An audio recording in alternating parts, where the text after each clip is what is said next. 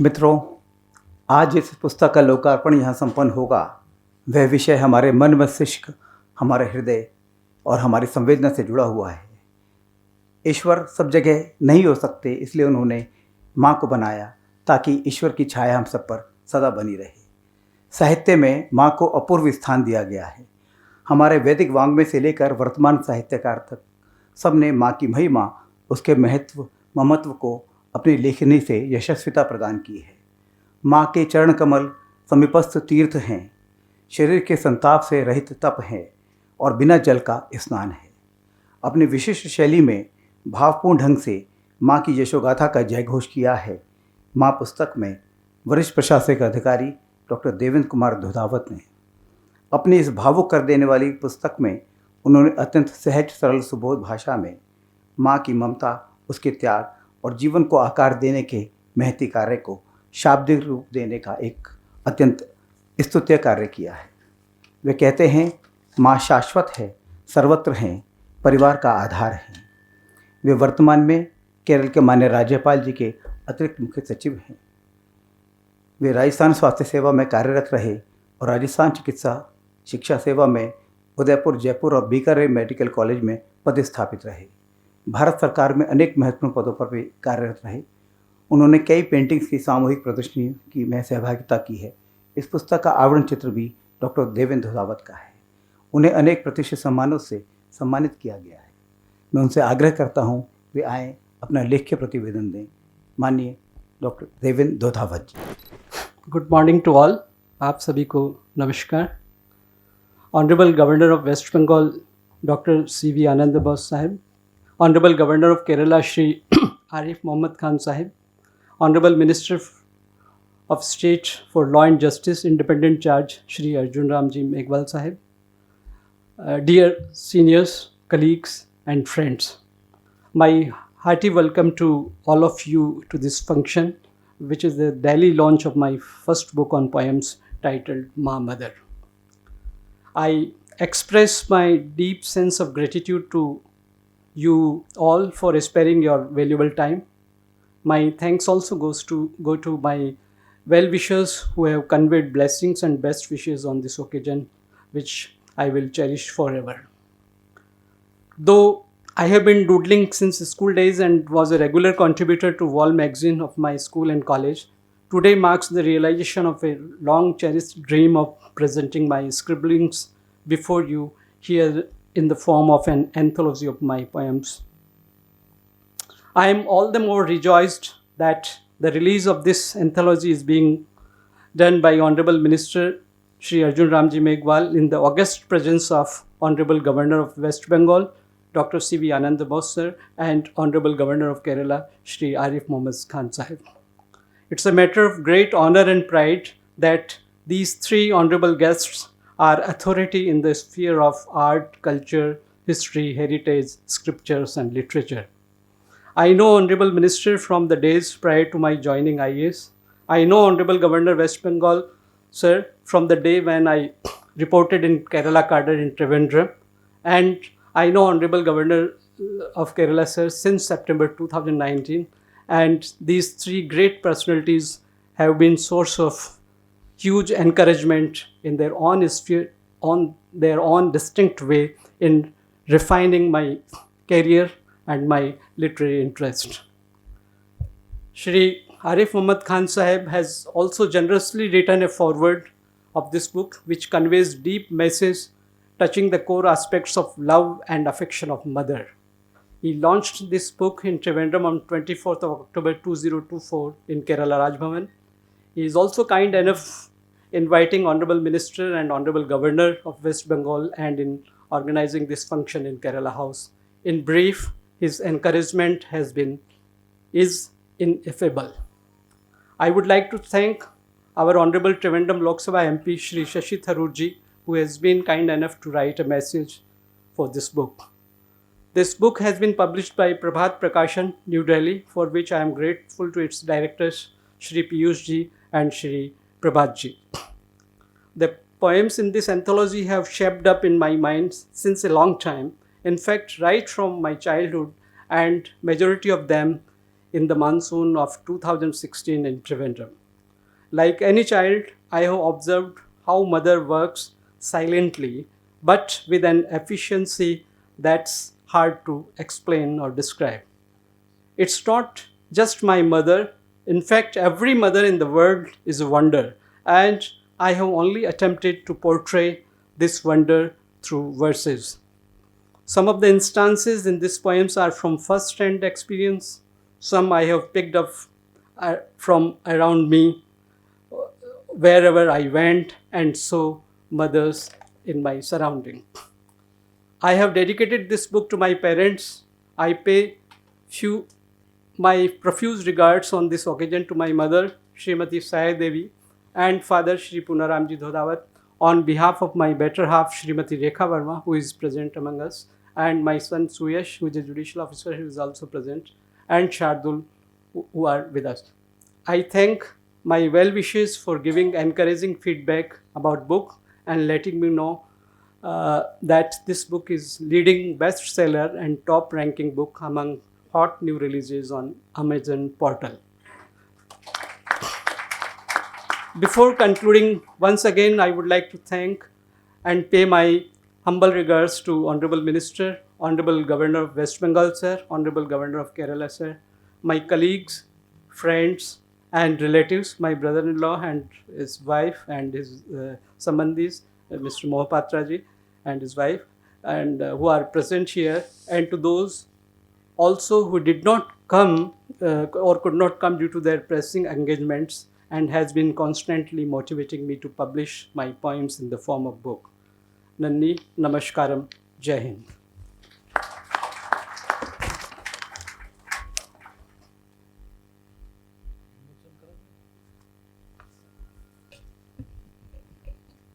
धन्यवाद डॉक्टर धोधावत जी, आपने अपनी अभिव्यक्ति बहुत सुंदर शब्दों में की। मैं जिस क्षण के लिए हम लोग प्रतीक्षा कर रहे हैं वह आ गया है। मैं माननीय अर्जुन मेघवाल जी और माननीय सम्मानित गवर्नर से आग्रह करता हूं, कृपया माँ पुस्तक का लोकार्पण करें। मैं पीयूष जी से आग्रह करता हूं, कृपया मंच पर आए।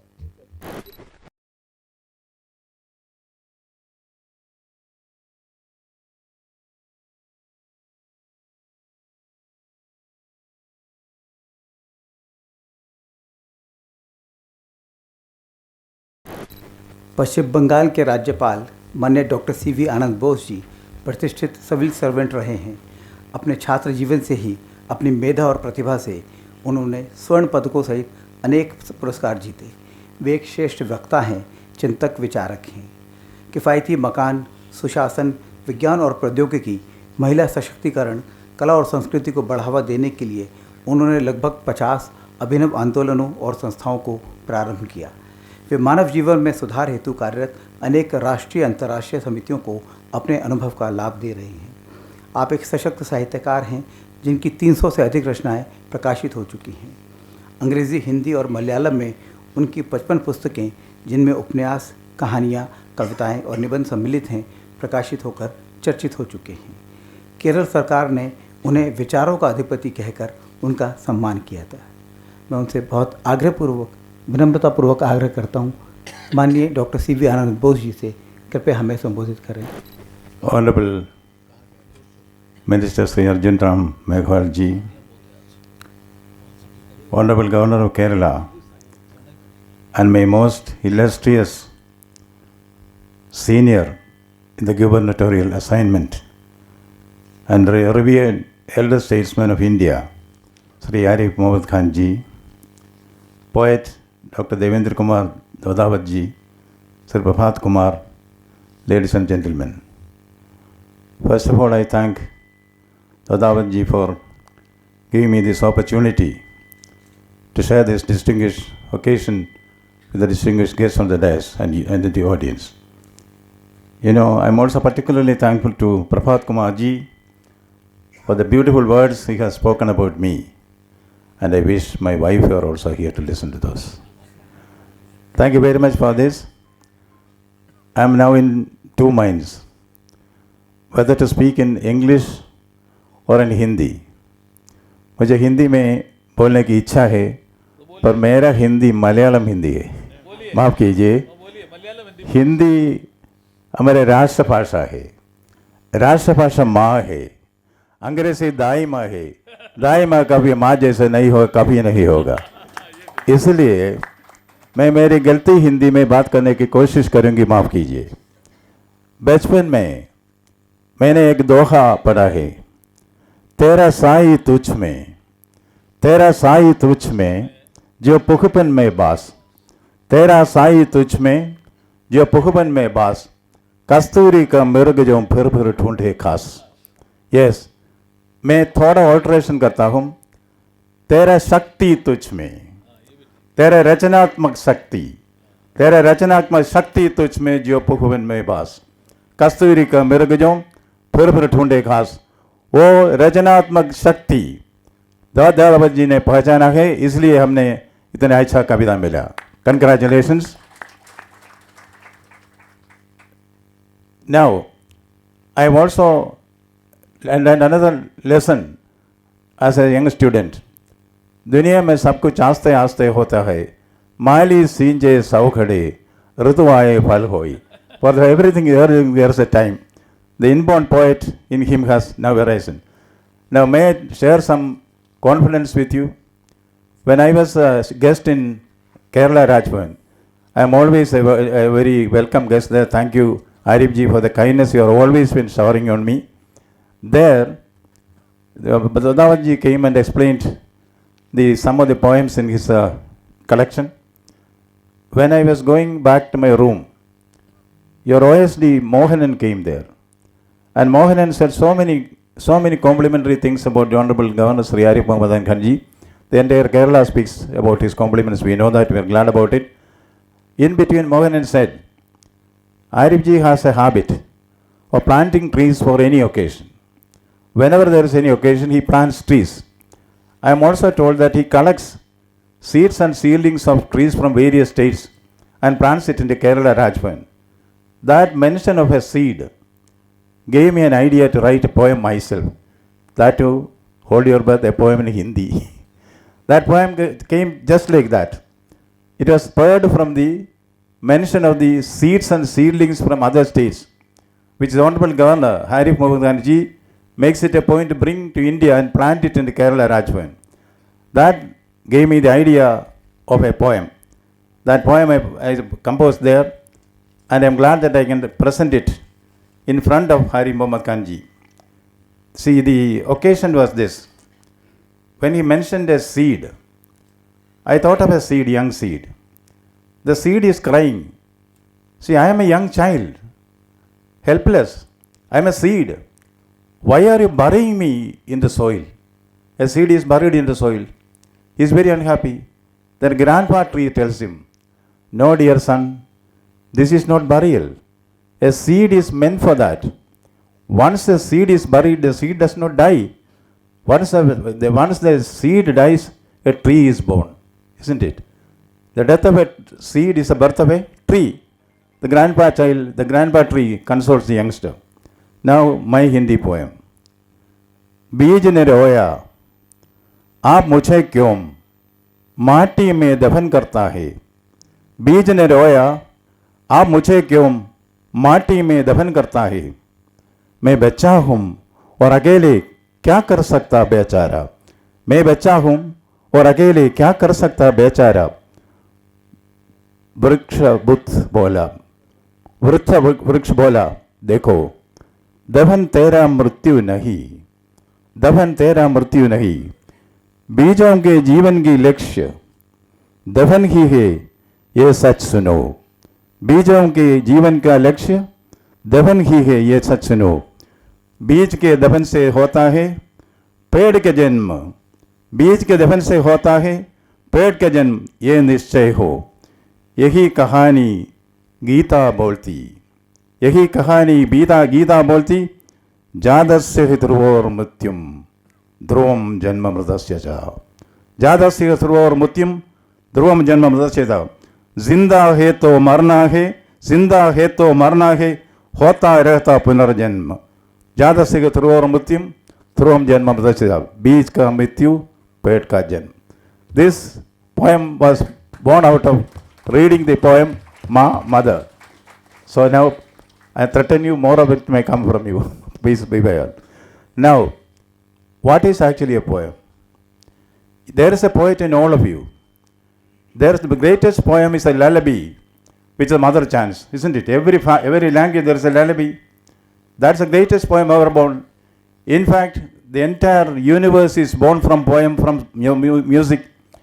In Dryden's Song for St. Cecilia's Day, he says, from heavenly harmony, the universal frame began. Harmony means music. And in India we believe that the primordial sound is Om. The entire universe was born from Om. That is why Shakespeare said, if music be the food of love, play on. If music be the food of love, play on.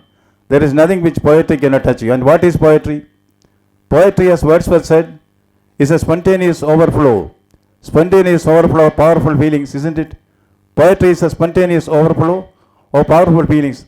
And Hudson says, it is easy to write. How do you write? Look into your heart and write. Look into your heart and write. Just easy as that. Look into your heart and write. That is why Shakespeare said, what does a poet do? Poet gives airy nothings. Poet gives airy nothings a local habitation and a name. Airy nothings, a local habitation and a name. That exactly is the duty of poetry. And about a book, the book that is now released here.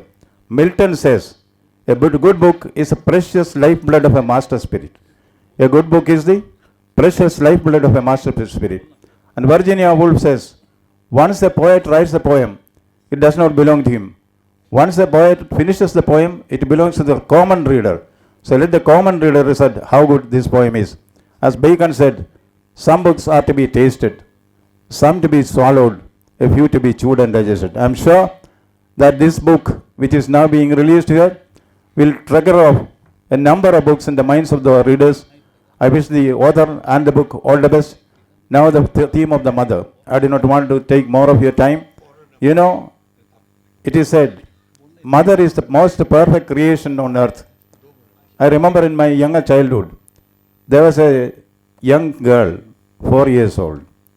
She goes to the school. She has to cross over a wooden bridge, slippery bridge. The mother will also go with her. When the young child steps onto the slippery bridge, the mother will caution her, please hold on to me, please hold my hands. The young girl said, no mother, you should hold my hands. Mother said, is it not the same? You hold my hands or I hold your hands? The young child says, no. If I hold your hands, mother, I will look here and there and lose my grip. But if you hold my hand, you will never lose your grip. That is mother. Mother is trust, mother is love, mother is affection. Let more of such sentiments spring in the world. I once again say, I should not take more of the sake of repetition. I remember Honorable Governor Sir, I also go for many of the university functions. You have streamlined the university system in India.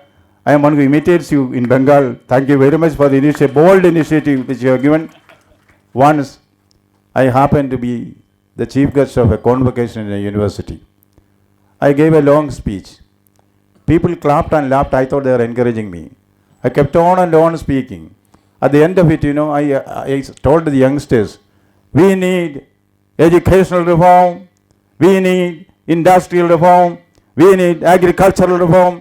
A student told me from the audience, but you need some chloroform. Before you say that, I wish you all the very best. Thank you, Dadawat, that more poems come from you. देखिए पहले तो late आया, माफ़ी चाहता हूँ, क्योंकि secretary सारे parliament का सेशन शुरू हो रहा है, उसकी मीटिंग थी 11 बजे, हमने सोचा समय पे समाप्त हो जाएगी 20-25 मिनट में, उसने 40 मिनट लिया।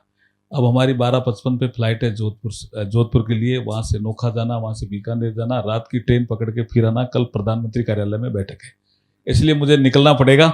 मैं मंच से माफ़ी मांगता हुआ, क्योंकि मंच भी बहुत सम्मानित भी है और मेरे से बड़ा भी है, चाहे हमारे डॉक्टर CV आनंद बोस हो, ऑनरेबल राज्यपाल बंगाल, और चाहे हमारे श्री आरिफ मोहम्मद खान साहब हो और केरला के राज्यपाल, दोनों हमारे घर पे नाश्ता करने के लिए आए हुए हैं, बाजरे की रोटी के साथ, बार बार भी, और आप भी आए हुए हैं। तो ये मेरी मिसेज के बारे में जानते हैं, इसलिए जो माँ का रूप होता है वो थोड़ा अलग होता है। लेकिन मैंने किताब माँ पे नहीं लिख करके मैंने मिसेज पे लिखी है, एक सफ़र हम सफ़र के साथ। हाँ, वो भी माँ तो है ही किसी की तो, हाँ, लेकिन मेरी वो मिसेज है। लेकिन वो किताब लिखी है एक सफ़र हम सफ़र के साथ। इनको बहुत अच्छी लगी, इन्होंने फ़ोन करके मुझे कहा, इनको भी बहुत अच्छी लगी, अंग्रेजी में ट्रांसलेशन हो गया। लेकिन अब माँ के बारे में मैं कहना चाहता हूँ, माँ के लिए क्या लिखूं? देवेंद्र जी आपने तो खूब लिख दिया, मैं क्या लिखूं? माँ के लिए क्या लिखूं? माँ ने तो खुद मुझे लिखा है, मैं क्या लिखूं जी माँ के लिए? प्रभात जी बताओ क्या लिखूं? हैं? माँ से छोटा कोई शब्द हो तो बताओ, है ध्यान में आ रहा है क्या? माँ से शब्द कोई छोटा, और माँ से कोई बड़ा शब्द हो तो बताओ। ताली बजानी है तो जोर से बताओ। लोग कहते हैं आज माँ का दिन है, लेकिन कौन सा दिन है जो बिना माँ के है, ये भी बताओ। ये मैं आपको प्रश्न छोड़ के जा रहा हूं। मौत के लिए तो बहुत रास्ते हैं, लेकिन जन्म लेने के लिए केवल माँ ही है जी, और कोई रास्ता नहीं है। इसलिए कबीर ने कहा, कबीर बहुत बड़े कवि थे जी। मेरे ख्याल में शंकराचार्य जी के बाद अगर किसी ने भारतीय जनमानस में इतना प्रभावित किया, किसी ने आज भी, रूरल एरिया हो, चाहे कोई एरिया हो, चाहे कश्मीर हो, सूफीज्म हो, इवन बिहार, बंगाल, कबीर पता नहीं कहाँ कहाँ ट्रेवल किया। लेकिन आपने कबीर के दो दोहे कहे, इसके लिए ताली बजाइए। बोस साहब ने कबीर के लिए कहा, धीरे धीरे रे मना, कबीर ही है भाई साहब। धीरे धीरे रे मना, धीरे सब कुछ हो, माली सींचे सो गड़ा, ऋतु आया ही फल हो। और वो कबीर है, वो भी मृग वाला भी, और ये भी कबीर है। एक भजन में 4 अंतरे और 2 में राम का नाम ले रहा है। क्या? घणो दिन सोलियो रे, अब तो जाग मुसाफिर जाग घणो। ये कबीर है सर, बहुत सो लिया तुम भाई। तो पूछा शिष्यों ने, कहां कहां सोया? पहला सोयो मां के गर्भ में, उल्टा पांव पसार। कबीर कहता है कि मां के गर्भ में बच्चा उल्टे पांव होता, हम उसको उल्टा समझते हैं, लेकिन उसके सिर नीचे होता है और पांव ऊंचे होते हैं। कोई कोई बच्चा शायद पांव से जन्मता है तो वो चिणक पड़ जाती है ना, तो हमारे राजस्थान में कहते हैं कि चिणक निकाल लो, ये उल्टे पांव है। जबकि कबीर कहता नहीं, वो ठीक ही सोया, लेकिन सोया ऐसे था। लेकिन कबीर को इसका ज्ञान था। अब इस भजन में वो पहली बार मां का नाम ले रहा है। पहला सोयो तू मां के, ये मां के गर्भ में उल्टा पांव पसार, देखिए। और दूसरा बार भी मां के कह रहा है। फिर दूजो सोयो तू मां के गोद में, हंस हंस दांत दिखाए। ये दांत का क्यों यूज किया जी कबीर ने, पता है? ये जब संसार बनता है तब सारे अंग भगवान देता है, लेकिन दांत नहीं देता। और क्यों नहीं देता? कि अगर बच्चे के दांत भगवान देते तो वो स्तन खा जाए। इसलिए परफेक्ट सिस्टम बनाने के लिए भगवान ने दांत बाद में दिए, और वो कबीर ने, और आपने कबीर का जिक्र किया जी, आपको बहुत बहुत धन्यवाद। और ये तो करते ही रहते हैं, आरिफ मोहम्मद खान साहब तो, और प्रभात जी तो करते ही रहते हैं। बहुत बहुत बधाई, शुभकामनाएं। मुझे जाना है, नहीं तो मैं आपको पूरा भजन सुना देता कबीर का। हाँ, पूरा ही सुन, आगे सुन लेंगे सर, फिर कभी देवेंद्र जी मौका देते रहेंगे, रेखा जी मौका देते रहेंगे। बहुत बहुत धन्यवाद, शुभकामनाएं sir. Thank you sir, thank you.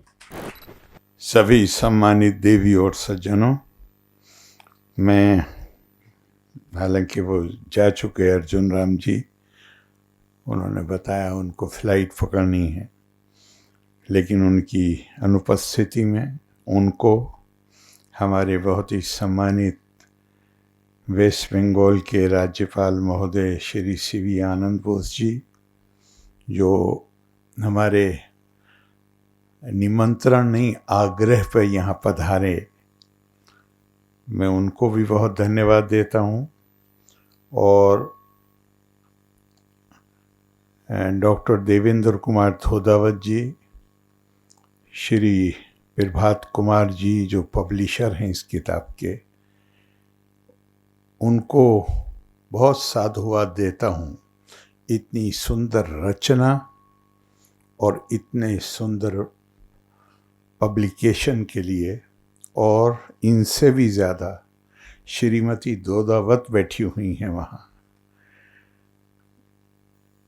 उनको बहुत बधाई देता हूँ, इसलिए कि ये रचना संभव मुझे कोई जानकारी नहीं है, लेकिन मैं इतना जानता हूं कि संभव नहीं हो सकती थी जब तक उनकी सपोर्ट, उनकी इंस्पिरेशन, उनकी प्रेरणा इसमें शामिल न हो।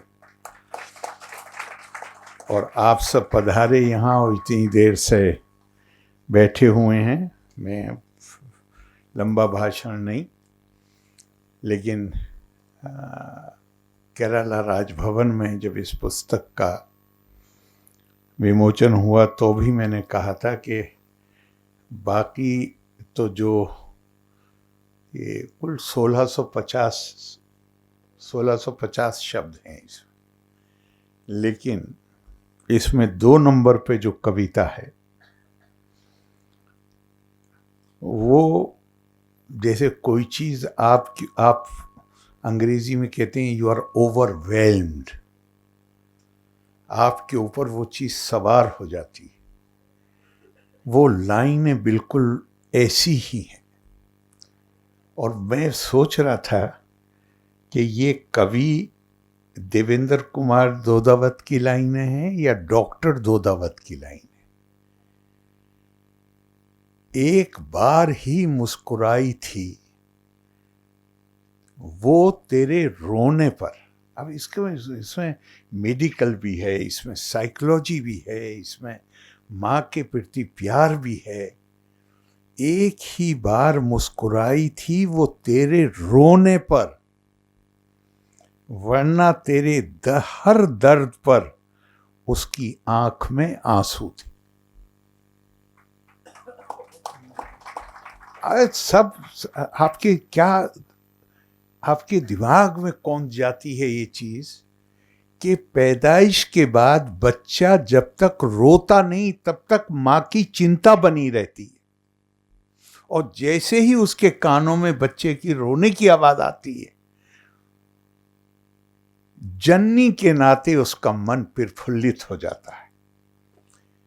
मैं इस कविता को बार बार देखता हूं और बार बार पढ़ता हूं और इस पर गौर करता हूं कि क्या प्रभावी शब्द है। हमारा जीवन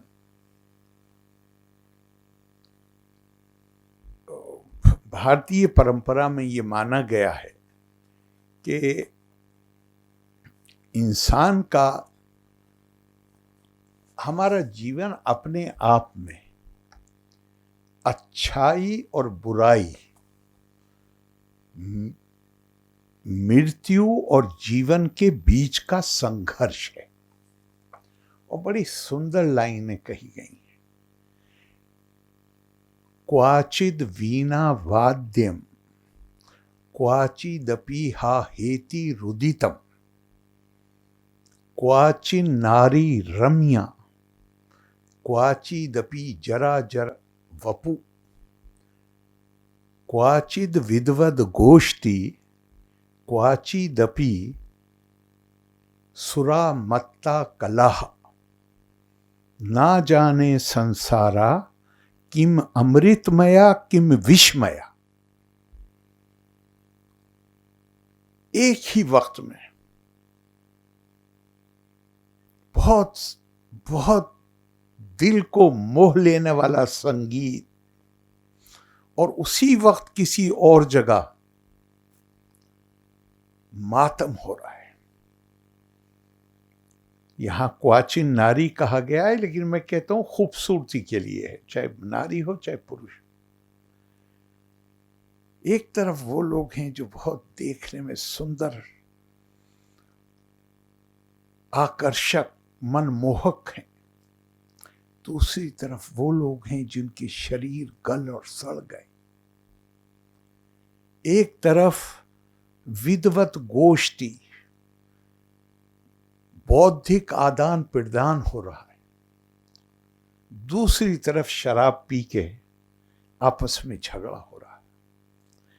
तो कवि ये कहता है कि ये संसार, ये अमृतमयी है या ये विषमयी है, ये कोई नहीं जानता। खुद ऋग्वेद में आया है, यस्य छाया मृत्यु यस्य अमृतम। और महाभारत में आया है कि अमृतम चैव मृत्युस द्वयम देहे प्रतिष्ठितम सत्युर आपद यते मोहात सत्य नापद्यते अमृतम। ये अमृत और विष, जैसे अंग्रेजी में कहते पैराडॉक्स, उसका मिश्रण है, वो हर तरफ भरा हुआ है। हमारा इम्तिहान क्या है, हमारी परीक्षा क्या है कि इसमें से हम कितना अमृत निकाल सकते हैं, सिर्फ अपने लिए नहीं। हमारे यहां लोक संग्रह की जो कल्पना है वो जबरदस्त है। सक्ता कर्मणि अविद्वासा यथा कुर्वन्ति भारत कुर्यात विद्वान तथा असक्ता चिकीर्षु लोका संग्रहम। ये गीता का श्लोक। जिस तरह अज्ञानी आदमी अपनी स्वार्थ के लिए, अपनी ख्वाहिशों को पूरा करने के लिए, इच्छाओं की पूर्ति के लिए जी तोड़ मेहनत करता है और अपने अभीष्ट की प्राप्ति करता है, जो उसका डिजायर्ड ऑब्जेक्टिव है। उसी तरह भगवान कृष्ण अर्जुन से कह रहे हैं कि ज्ञानी पुरुष को भी उतनी ही मेहनत से काम करना चाहिए, उतनी ही लगन से काम करना चाहिए, लेकिन उसकी जो प्रेरणा होनी चाहिए वो स्वार्थ नहीं होना चाहिए। उसकी प्रेरणा चिकीर्षु, डिजायरिंग, उसकी इच्छा होना चाहिए लोका संग्रहम। हम अपने कामों से कैसे मानव जाति का कल्याण कर सकते हैं। और मुझे ये लगता है कि ये कि छोटी सी किताब 1650 शब्द, क्या मार्मिक, हृदय को छूने वाली लाइनें हैं इसमें, छोटी छोटी सी कविताएं। और आज के दौर में जहां हम हर कोई व्यस्त है, उतना समय भी नहीं है कि हम बहुत लंबी चीजों को पर अपना समय लगा सकें।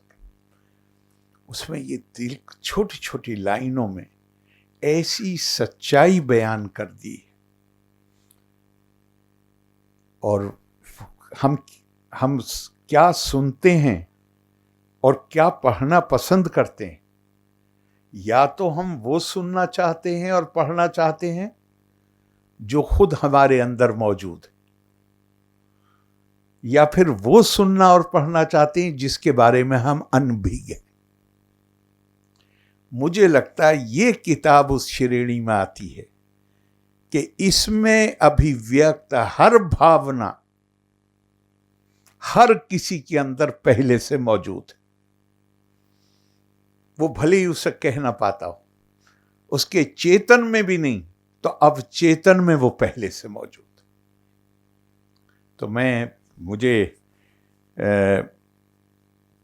खुशी नहीं है सिर्फ, चूँकि 5 साल से पिछले डॉक्टर डोडावत हमारे सेक्रेटरी के तौर पे हैं। पहले अब तो एडिशनल चीफ सेक्रेटरी की रैंक है, पहले सेक्रेटरी की रैंक थी। 5 साल से मेरे कार्यों के निर्वहन में उनका पूरा योगदान है। तो मैं ये कहूँ कि मुझे खुशी है, अकेले उससे काम नहीं चलेगा। मुझे गर्व है डॉक्टर डोडावत पर। और अभी मुझसे ज़्यादा अधिकारी इस विषय पे बोलने के डॉक्टर आनंद बोस हैं। वो खुद इतनी किताबें उन्होंने लिखी हैं और उन्होंने बताया पोइट्री के बारे में, काव्य के बारे में। तो हम प्रोज पढ़ते हैं, प्रोज को परिभाषित किया गया है, गद्य को परिभाषित किया गया है शब्दों का उत्कृष्ट संयोजन, और काव्य के लिए कहा गया है उत्कृष्ट शब्दों का उत्कृष्ट संयोजन। तो वो उत्कृष्ट शब्द, लेकिन मैं शायद सख्त शब्द प्रयोग कर रहा हूं, डॉक्टर डोडावत ने इतने आसान शब्दों का प्रयोग किया है, उत्कृष्ट हैं। उनके एक्सीलेंस में कोई, there is no doubt about their excellence, but they are so simple that anybody can understand it. तो मुझे बहुत बहुत बहुत खुशी है। और एक बार मैंने डॉक्टर डोडावत, जब मुझे पता चला कि ये कवि भी हैं, मैं नहीं समझता था, कि मुझे तो यही था कि IAS ऑफिसर हैं, लेकिन कवि भी हैं। तो मैंने इन्हें एक इकबाल का शेर सुनाया था, शायद इन्हें याद। इकबाल ने कहा कि राज जो सीना-ए फितरत में निहा होता है, the secret which is buried in the bosom of the nature, सबसे पहले दिले शायर पे आया होता। That secret is first revealed to the heart of a poet. तो आपने उस वक्त ही आपकी किताब नहीं आई थी, लेकिन आपने जो मुझे पता चला था कि आप किसी दूसरे ऑफिसर ने बताया था, वो भी राजस्थान के ही हैं, केरला काडर के हैं, उन्होंने कहा आपको नहीं मालूम, वो तो हमें रोज़ाना अपनी कविता भेजते हैं। तो फिर जब मैंने इनसे बात की तो मैंने कहा मैं कि कवि के लिए इकबाल ने ये कहा है। और एक अरबी का शेर है, वो कमाल का है। वो कहा कि यलूहुल खित्ता फिल किरतासी दहर व कातिबहु रमीमुन फी तुराब।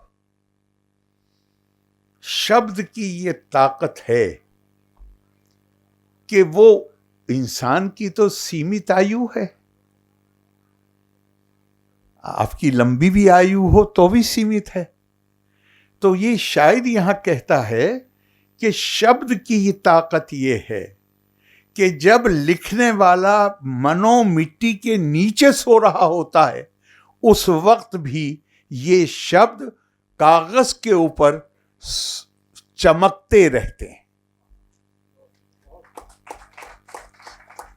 और अपनी रोशनी बखेरते रहते हैं। और दिल्ली के एक शायर थे, क्लासिक शायरों में दिल्ली के, यहाँ लोग मौजूद हैं, उन्होंने नाम सुना होगा, चूँकि वो रोमांटिक शायर थे तो वो पॉपुलर शायर भी थे। ज़ौक़ देहलवी। ज़ौक़ ने भी बड़ी खूबसूरत बात कही। ज़ौक़ ने कहा, रहता, मैं थोड़ा सा शब्द थोड़े कठिन है, मैं उसको अनुवाद कर दूंगा। रहता सुखन से नाम क़यामत तलक है ज़ौक़। रहता सुखन से नाम क़यामत तलक है ज़ौक़। औलाद से तो बस यही 2 पुश्त 4 पुश्त। काव्य में वो ताकत है कि वो फिर जब तक उसको लोग पढ़ते रहेंगे, वो इंसान नहीं होता, लिखने वाला नहीं होता वहां मौजूद। और मैं कई दफा कहता हूं, गुरुदेव रविंद्रनाथ टैगोर ने क्या सुंदर बात कही। ये भारतीय के नाते मुझे गर्व की अनुभूति होती है। उन्होंने कहा कि India can not attain true freedom, true independence unless it is recognized that her foundation is in mind, which, with its diverse powers and confidence in those powers, goes on all the time creating Swaraj for itself. Bharat की संस्कृति प्राचीन काल से ज्ञान की संस्कृति है, मानस की से पैदा हुई संस्कृति है, भौतिक नहीं है। आप यहाँ बैठे हैं, यहाँ यहाँ से थोड़ी दूर पर पुराना किला है। महाभारत की कहानी मानिए तो इस किले का निर्माण, या जो साधारणतया जो विश्वास है कि इस किले का निर्माण राक्षसों के वास्तुशास्त्री माया ने किया था।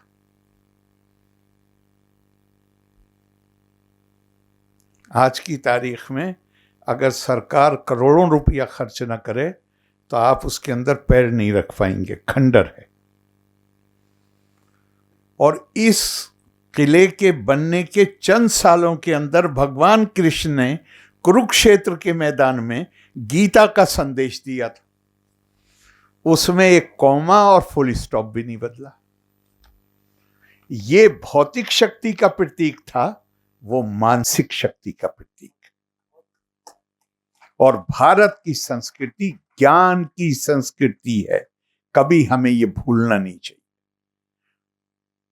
काव्य उसका महत्वपूर्ण अंग है, बल्कि उससे ज्यादा जो अभिव्यक्ति के जो माध्यम है, उसमें काव्य से ज्यादा प्रभावी माध्यम कोई दूसरा होता नहीं। तो मैं, आप सब लोग तो बहुत देर से यहाँ पे हैं और वक्त नहीं, मैं एक बार फिर डॉक्टर दोधावत जी को बहुत बहुत बधाई देता हूँ अपनी प्रभात जी को छापने के लिए। और हमारे गवर्नर साहब, जो वेस्ट बंगाल के गवर्नर आनंद बोस साहब, जो हमारे केरला के ही रहने वाले हैं, उन्होंने महती कृपा की कि वो हमारे आमंत्रण पर यहाँ आए।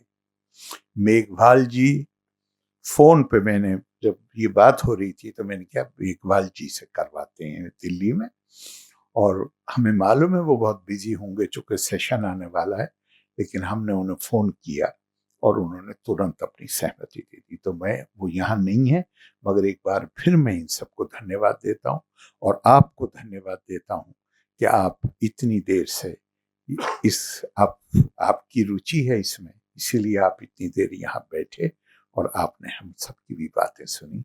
लोका समस्ता सुखिनो भवन्तु। धन्यवाद। जय हिंद। हार्दिक आभार माननीय राज्यपाल जी। हम कार्यक्रम के अंतिम चरण में हैं। एक स्मृति चिन्ह स्वरूप भगवान पद्मनाभ स्वामी जी की प्रतिमा भेंट करने के लिए मैं आग्रह कर रहा हूँ श्री के.पी. वर्मा जी से। आप MD डिस्कॉम है राजस्थान के, वे माननीय डॉक्टर C.V. आनंद बोस जी का सम्मान करेंगे पद्मनाभ स्वामी जी की प्रतिमा देकर।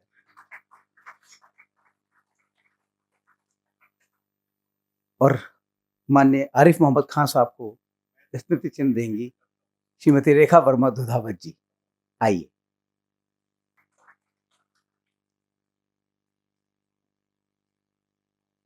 आज के इस कार्य दिवस में समय निकालकर आप लोग आए, हम अनुग्रहित हैं, आभारी हैं आपके। प्रभात प्रकाशन सचमुच आनंदित है आपके आगमन से। आपका आना हमको शक्ति देता है, बल देता है ऐसी पुस्तकों का प्रकाशन करने की जो समाज को दिशा दे सकें, हमारा प्रबोधन कर सकें, हमारी सभ्यता, संस्कृति, परंपराओं को संरक्षित कर सकें। मैं अंतर्मन से आभार व्यक्त करता हूँ आदरणीय अर्जुन राव मेघवाल जी से। ये सचमुच सौभाग्य है कि माननीय अर्जुन राव मेघवाल जी हमारे लेखक हैं। माननीय डॉक्टर C.V. आनंद बोस जी की एक पुस्तक हम शीघ्र प्रकाशित करने वाले हैं। और आदरणीय आरिफ मोहम्मद खान साहब से मैं बहुत बार आग्रह कर चुका हूँ, वो एक पांडुलिपि तैयार कर रहे हैं ऐसा उनसे मैंने आग्रह किया है। तो सचमुच ये बड़ा समृद्ध मंच है। सामान्यतः पुस्तकों के लोकार्पण में ऐसी मूर्धन्य विभूतियाँ कम होती हैं, पर हम सचमुच आज आप सबके बहुत अनुग्रहित हैं कि आपने कृपा की और यहाँ पधारे। अर्जुन राव मेघवाल जी का हार्दिक आभार। आदरणीय डॉक्टर C.V. आनंद बोस जी का आभार कि वे इस कार्यक्रम में अपनी उन्होंने गरिमा में उपस्थिति दी। आदरणीय आरिफ मोहम्मद खान साहब का भी हार्दिक आभार। एक अभिभावक के नाते वे हमेशा हमें स्नेह देते हैं, मैं उनका अंतर्मन से आभार व्यक्त करता हूँ। डॉक्टर दोधावत जी का आभार कि उन्होंने पुस्तक प्रकाशन के लिए हमें दी। और आप सबका हार्दिक आभार जो आप यहाँ आए। केरल हाउस के सभी अधिकारी और कर्मचारियों का आभार जिन्होंने इतनी सुंदर व्यवस्था दी।